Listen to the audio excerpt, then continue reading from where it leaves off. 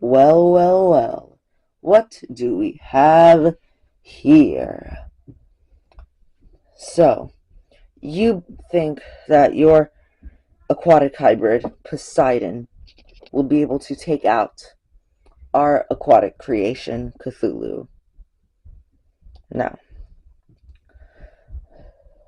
let me show you why Poseidon will not be able to take out Cthulhu. Now, uh, this video, young guy, if you're watching this somehow, I don't know, if you are watching this video, just know that this video is not meant to send any type of harassment or negativity towards you. I actually really love your hybrid designs and your just content in general about hybrids and stuff. Just in your live stream, you said that this would be a walk in the park for Poseidon against my aquatic hybrid Cthulhu. So I'm here to point out some flaws with Poseidon that will give Cthulhu an extra edge in battle and give him the W. So just know that this video is not meant to send any type of harassment or negativity. This video is just meant to just show some flaws with Poseidon.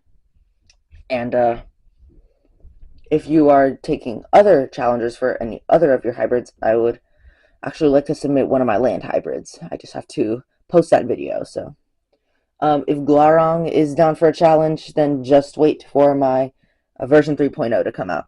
Okay? So, yeah.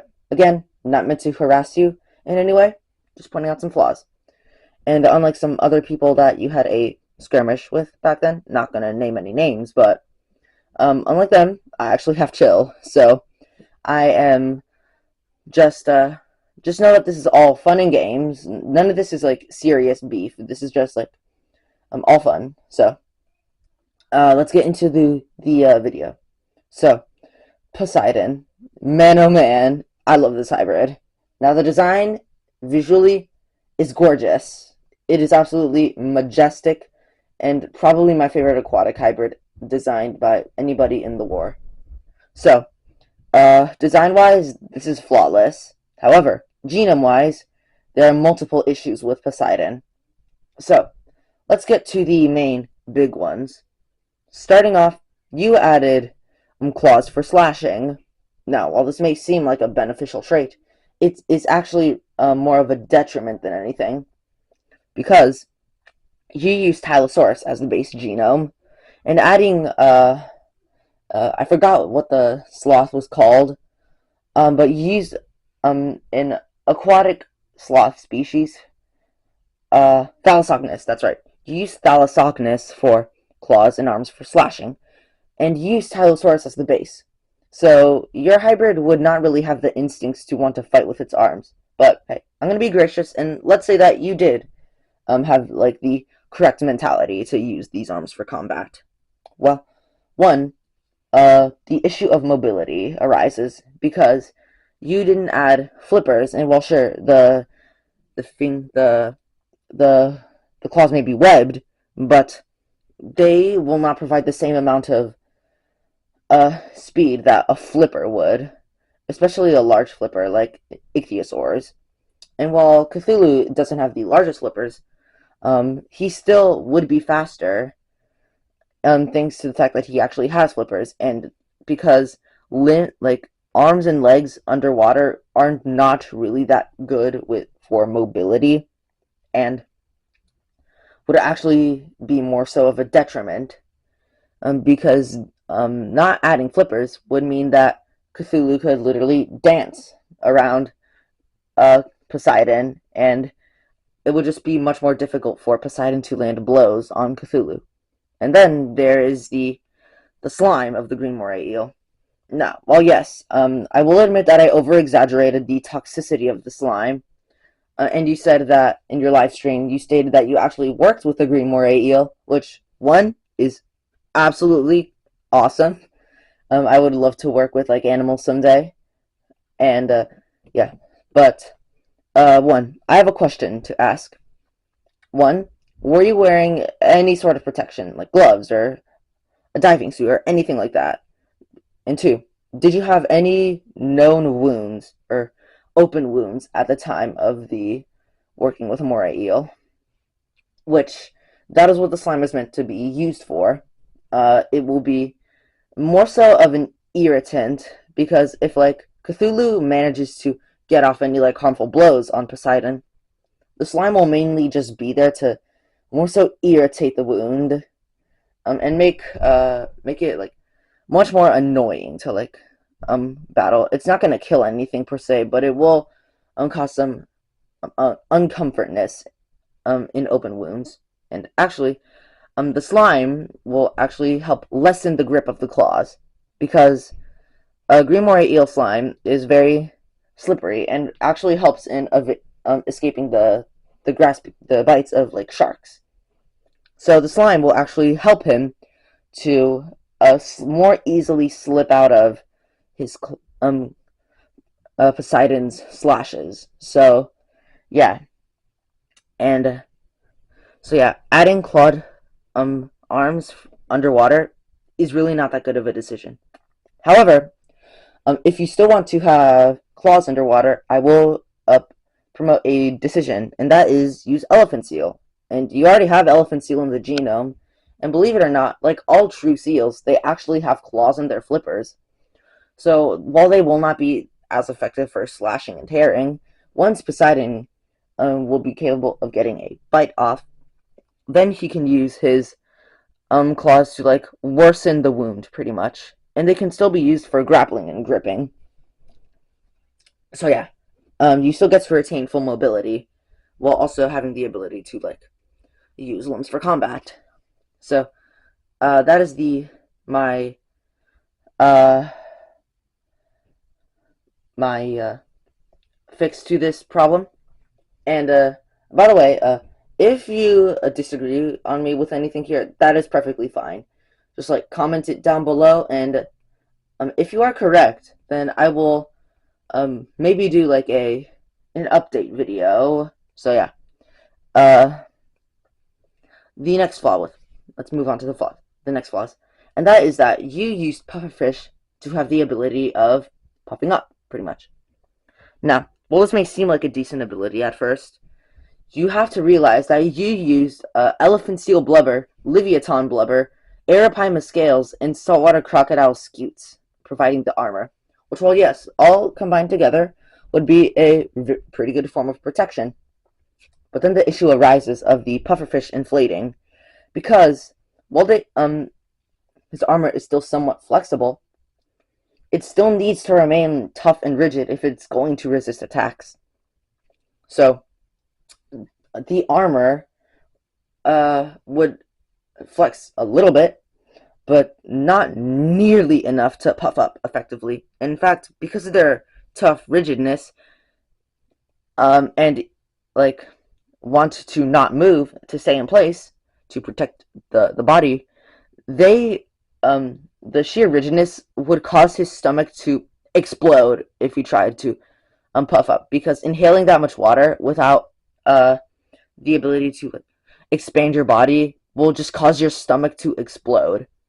So if Poseidon and Cthulhu ever got into a fight with each other, if Poseidon tried to puff up, that would be a death sentence, guaranteed. There really is no like way to fix that aside from full on getting rid of the ability to puff up. So that is the next flaw with Poseidon. Next up, we have the bite.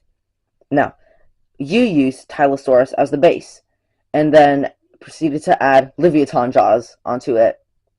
Now, while sure, it would be able to bite down with a decent amount of force, their like just jaw and skull structures in general are so different from each other that it would not be able to bite Cthulhu in half like you so boldly claimed.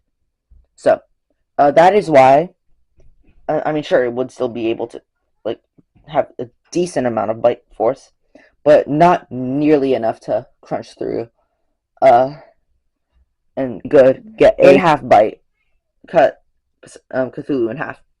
So yeah, uh well, sure, it would still bite down with like decently strong forces, just not as enough as you boldly claim due to the sheer differential difference in the skull and jaw structures of each of the creatures. Next, next flaw is the amount of toxins this guy uses. Now, while that might seem like a good thing, pufferfish actually pufferfish and the blue sea dragon actually get their toxins from the things that they eat. And you covered that in your video, but there's a flaw with that. Because having blue sea dragon toxins, your hybrid would need to gulp down so much jellyfish that like it would be uncountable at that point. And you would have a much higher metabolism. And next, we have the pufferfish tetrodotoxins, which get their toxins from crustaceans and coral reefs that they eat, stuff that they eat in general. So your hybrid is going to have an insanely high metabolism that at that point it would just starve itself to death. And yeah, just stick to one toxin. And if you want to use multiple toxins, then I don't know, use something like the cane toad because they actually don't get their toxins from the things that they eat. So yeah, uh, that is the next flaw with Poseidon, a high metabolism. And now, the next flaw with him, and that is exposed axolotl gills. Now, as you guys can see from the artwork, credit to Yenguys for this piece, by the way, for this image, the flaw of having exposed axolotl gills is that they're going to be a huge target for Cthulhu to just tear off easily. And there are not like you cannot add armor to these, okay? So if you're like trying to say that like, oh, but I added armor, that would not work like at all. They need to be like the way they are built, or else they cannot absorb water. So, with the soft squishiness, they would be super easy to tear off, leaving you with your only means of breathing and air breathing would be the only solution, would be one of the only ways. And you added Sea Crate for the ability to like absorb oxygen underwater, which is a really good ability. Don't get me wrong, I've used it myself with one of my other hybrids. So, but while you will still be able to breathe underwater, relatively, your oxygen supply would be much more limited. So exposed gills is his flaw by adding axolotl. Next flaw that I found with him isn't really like a flaw with the genome, but it's more so like in the artwork. And that is that the tail is just really long for no reason. I'm not saying that like that's bad, but it's just a huge target. And not to mention that like a death roll would be a fatal blow to the tail. And now, well, yes, you added Arapaima, you added saltwater crocodile, you added blubber from the elephant seal and Leviathan. However, the issue with that, not the issue, is that Cthulhu's death roll would not puncture the armor. It wouldn't even tear it in half. Like, he's not tearing the tail apart. However, what it would do is sever the caudal vertebrae because, well, you not break the bones, sever them, like dislocate them from each other. Because, well, yes, you did use Thalassocnus to reinforce the skeleton. The skeleton would still be relatively like the same aside from composition and density. So, and they aren't like, what is it? Like interlocking with each other, like a hero shoe or anything like that. So it would be easier to like dislocate, leaving Poseidon with his only forms of movement with his front and back limbs. So that would be, and as we already covered the speed issue, this is a huge weakness. So if Cthulhu ever did like death roll the tail, his Poseidon's mobility would greatly decrease and would leave him open to tons of types of attacks.